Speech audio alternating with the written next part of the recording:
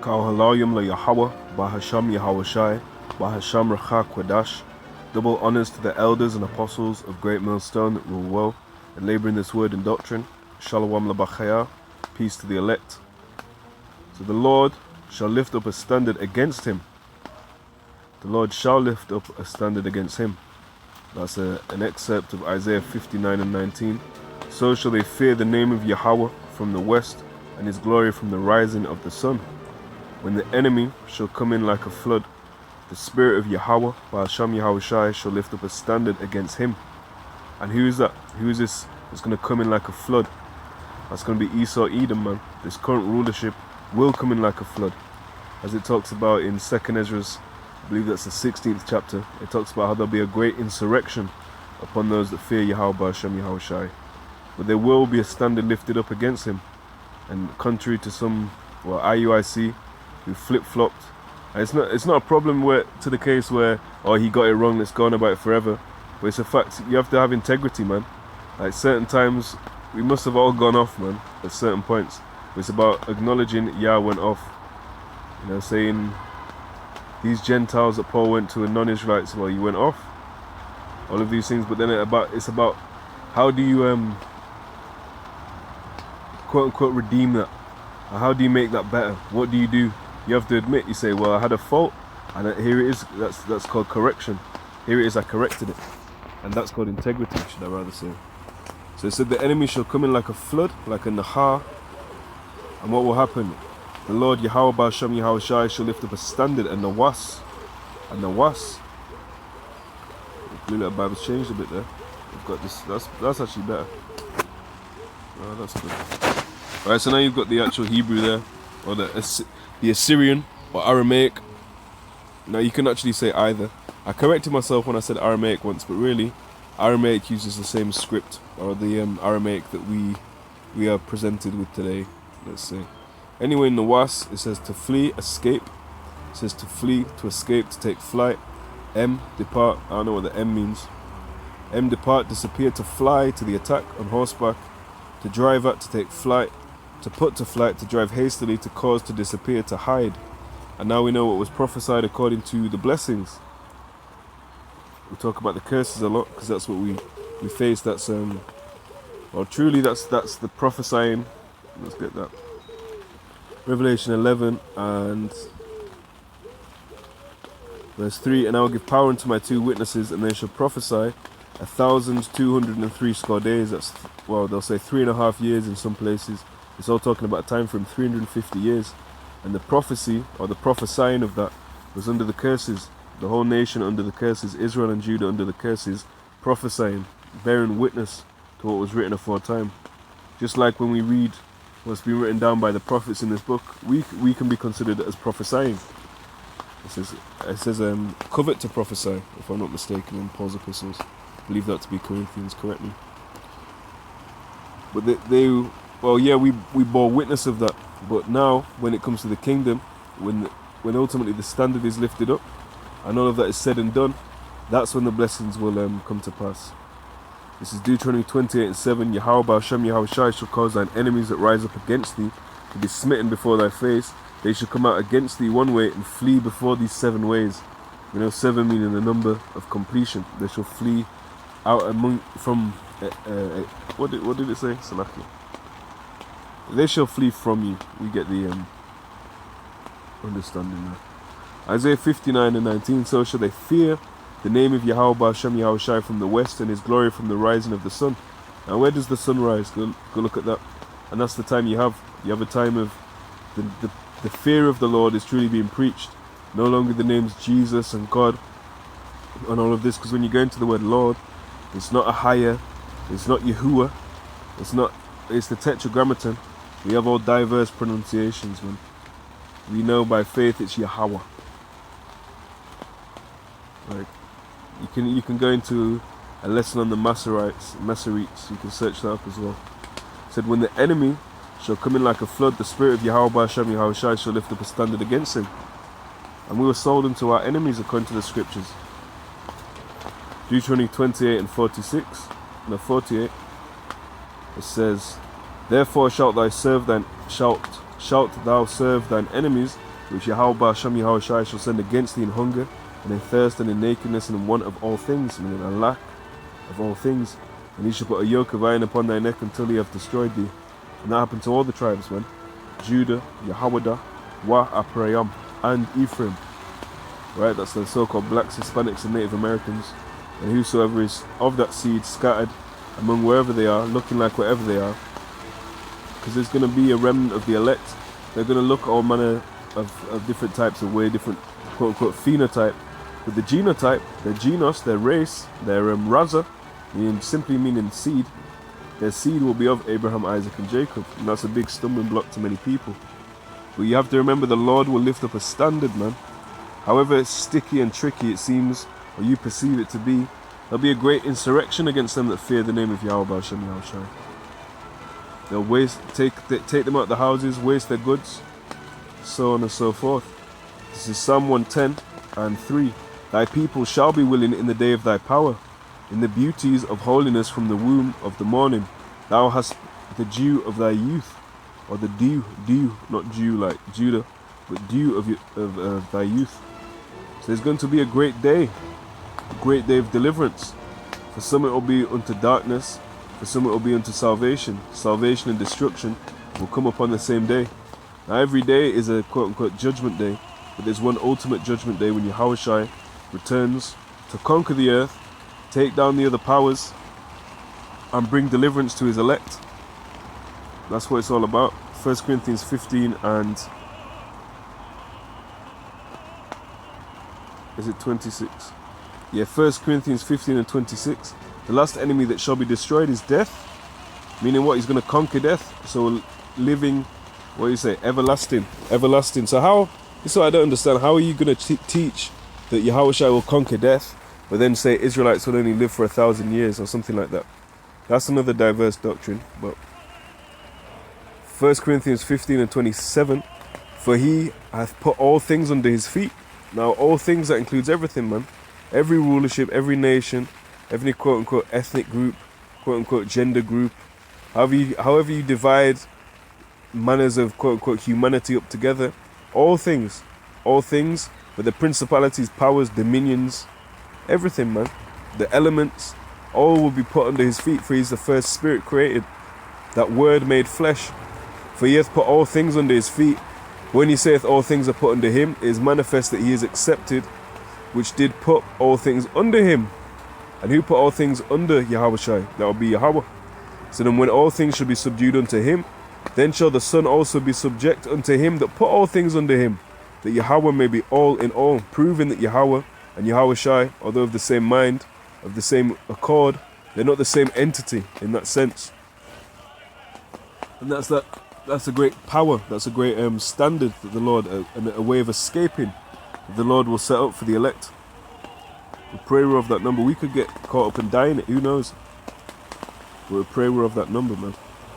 Jeremiah 30:7. Alas, for that day is great, so that none is like it, is even the time of Jacob's trouble, but he shall be saved out of it. See, the supplanter, the true Yahawahs will be saved out of that. He said, I'll read on, for it shall come to pass in that day, saith Yahawah of hosts, that I will break his yoke from off thy neck, and will burst thy bonds, and strangers shall no more serve themselves of him, but they shall serve Yahawah, their power, and David their king, whom I will raise up unto them. And when you go into this word Jacob, it's the word Yahawah, and it simply means a supplanter. It comes from the word heal that you have here. So it's put supplant, take by the heel, stay utterly. And we're not going to stay on the one that smote we. We'll rather stay on Yahawah bahasham Yahawashi. Isaiah 10 and 20. And it shall come to pass in that day that the remnant of Yasharallah, and such as are escaped. Let's check that word escape, because it might be Nawas even, you know. No. But it talks about that, to flee, to escape, to get out of that. So it's still talking about the same concept, whether they use the same Hebrew word or not. Isaiah 10 and 20.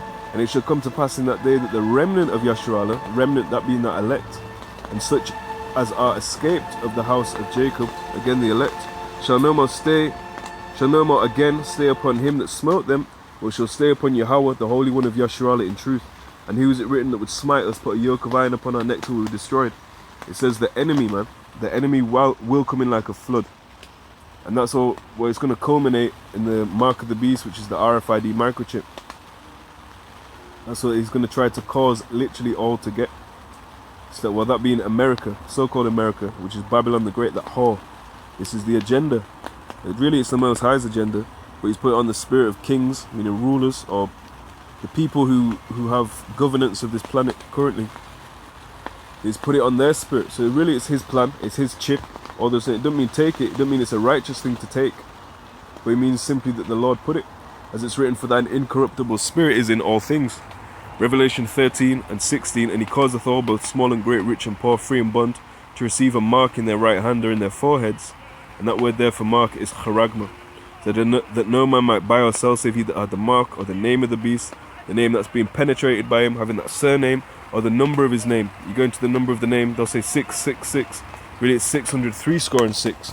And you go into the Greek on that, and every single Greek character links back. You have Ksai, Chai, Ksai, Stigma. All of them, when you go into that, one links up to the Samech, or known as simply the Sa in the Hebrew. And when you look at that, it's like a tent pole, something sticking in. You have the word stigma, and you have a cross. X marks the spot in it. X marks them that are marked for judgment. And no, it's not the same mark as the exemption from judgment in Ezekiel the 9th chapter. No, it's not their conscience being seared with a hot iron metaphorically or whatever. It's literal, man. It's talking about a literal implementation. Whether they do it by one charax rather than another, either way it's that same technology, that RFID technology, whether they do it by nanoparticles or whatever. It's all got to come to pass, man. But those shall be saved, those that are set up to be saved. Daniel 12 and 1, and at that time shall Michael, Maya Ka'ala, I believe it is. Maya Ka'ala, and that basically means from he like power, or who is like the power. Check that. So yeah, it says who is like this here. Maya. Yeah, Maya. Salaki, not he, from he. No, I went off on that, Salaki. But it's actually who is like. So Maya Ka'ala. Who is like the power? Who is like the Most High? And that's who's gonna stand up. So Daniel 12 and 1. And at that time shall Michael stand up, the great prince which standeth for the children of thy people. Again, thy people, that's a separation in it. Not everyone is quote unquote the Lord's people. Now they're all created by him, but he chose a certain group out of it. As you can read in 2nd Ezra, the 6th chapter, Deuteronomy 7 and 6, Deuteronomy 10 and 15, Deuteronomy 14 and 2, various other places, man. Exodus 19, 5 and 6, 1 Peter 2 and 9. You know, we could do that. Not saying me, I've got a memory of it, but I mean, we could go through the scriptures and search that all day, innit? Like, it's that prevalent. Daniel 12 and 1, and at that time shall Maya Ka'ala stand up, the great prince which standeth for the children of thy people, and there shall be a time of trouble such as never was since there was a nation, even to that same time. And at that time thy people shall be delivered, everyone that shall be found written in the book. That's that book of life Revelation talks about. Now you also have Revelation 12 and 7, and this is going to be part of the escape route. However the Lord sets it up, the elect will escape, man. Those that are escaped from the house of Jacob. There'll be a divine intervention, whether it comes in the form of a not carnal thing like that. It's all spiritual, but a carnal thing, a tangible, viewable thing, or whether it's just the way the Lord sets the situation up. You have to wait and see on your specific situation and scenario. But ultimately, all the elect will be delivered upon that. All the elect will be delivered upon the tangible, visible return of Yahawashi. Right? And that's going to be a fearful sight. So Revelation 12 and 7, and there was war in heaven. Michael, Maya Ka'ala, and his angels fought against the dragon, and the dragon fought and his angels and prevailed not. Neither was there place found any more in heaven. That's talking about that Edomitic rulership, that world system, world cyclorum headed by Babylon the Great. Babylon the Great is not the whole world. That's talking about North America. But there's many people that are of one mind, man, one accord. So this is Revelation 17 and 12, and the 10 horns which are saw as the 10 kings. This represents the EU, which is the European Union, which have received no kingdom as yet, but receive power as kings 1 hour with the beast. These have one mind. Now the body of Hamashiach Yahawashi is supposed to have one mind. Read Philippians 2 and 2, 1 Corinthians 1 and 10, just two that skip to mind immediately. Talks about being one mind, one accord. But also the left hand must also have that in it. The Lord controls both good and evil. Read Isaiah 45 and 7. So Revelation 17 and 13, these have one mind and shall give their power and strength unto the beast. These shall make war with the Lamb, and the Lamb shall overcome them. For he is Lord of lords and King of kings, and they that are with him are called and chosen and faithful, man. So you have to have faith that the Lord will lift up that standard. For it's prophesied, the Lord's word will not go out and return unto him void. Okay? Isaiah 59 and 19. So they shall fear the name of Yahawah from the west, and his glory from the rising of the sun. When the enemy shall come in like a flood, it's a possibility. There might not be any Jacob's trouble though. Prosperity, gospel, which is basically what it is. You know, pay us and we'll just speak smooth words unto you. That's what the other groups are doing if they're denying a time of Jacob's trouble. Yeah, the pork chop pastor had to come and cut on her. Said, when the enemy shall come in like a flood, the spirit of Yahawah bahasham Yahawashi shall lift up a standard against him. We'll just get this last one in Malachi 3 and 16. It said, then they that feared Yahawah bahasham Yahawashi spake often one to another, and Yahawah hearkened and heard it, and a book of remembrance was written before him for them that feared Yahawah and that thought upon his name. And it's all working toward the purpose of the elect's sake, and really that redemption is for Yahawah bahasham Yahawashi's namesake. This is Deuteronomy 7 and 8. But so like it starts 7.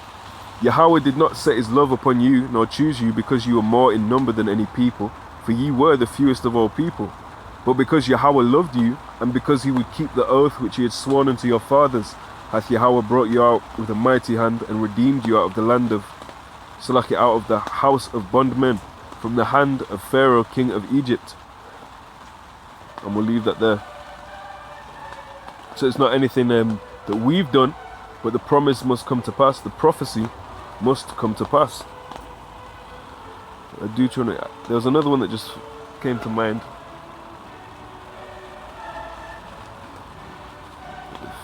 Oh, what was it? Oh yeah.